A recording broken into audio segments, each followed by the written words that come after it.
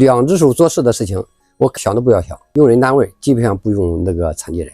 大家好，我是王秋库啊，我身边是上海一位打工的独臂大哥，今天呢来采访一下他的一个人生经历啊。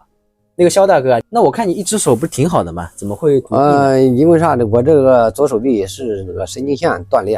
神经线断裂，对，是怎么弄的呢？是在以前在这个老家山东那边厂子干活的时候，就是说做这个无纺布的机器。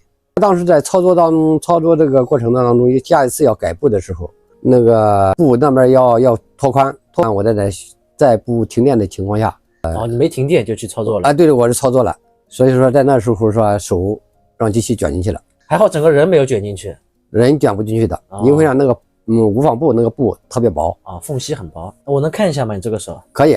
你这我来帮你，你这个也不太方便啊。是的。哎呦，你这怎么这么紫红的？看一下。你这个伸不直的都是伸不直的，因为啥？长期放在兜里边以后，它就没有动过，也没有按摩过。你这个手是冰冷啊，冰冷又硬，冷像块石头一样。对，冷暖不知。那你当时没有抢救？当时抢救了，因为啥？当时喊了一声停电，紧接着人家那个把机器停掉以后，我就休克了。休克了？对，太痛了是吧？感觉不到，没有痛，直接就是和昏迷过去了。等我醒来的时候，他们正在抢救。现在想起来特别害怕，特别紧张。现在还没有恢复，花了10多万，是接上了，但是功能还是没有功能，没有手臂功能，冷暖不知。那你现在所有的事情都一只手？还是一只手就是习惯了也就好了。就是后面还试过什么办法了？什么中医调理啊、针灸什么试过吧？这方面也有，在老家比如说配那个中药酒，活血的、化瘀的。你当时你要针灸这一块吧，我不懂，我自学了一段时间，所以说学问还行，还有效果。关键还是要挣钱，没有那个时间和精力去做，就断了，也没怎么治疗了，就是。对。这个不容易啊。那么后来又怎么来到上海的呢？因为家里这个，因为孩子小，我作为家庭当中这个顶梁柱，我肯定要有这个责任，供养他们上学长大。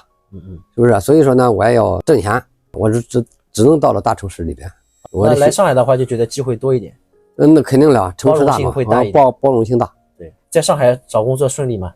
也不顺利，也是比较曲折。因为啥？在哪里找工作，用人单位基本上不用那个残疾人。就是你这个手现在等于是残疾。残疾。你应聘过什么单位呢？我什么保安啦这样活，因为啥？我有一只手做事，两只手做事的事情，我想都不要想。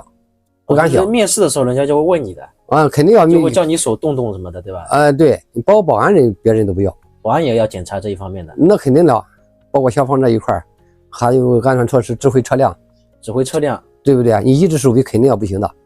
就面试都通不过的。对，我现在找的就是说送外卖嘛，送外卖，因为啥？他不有经过面试，直接在网上注册。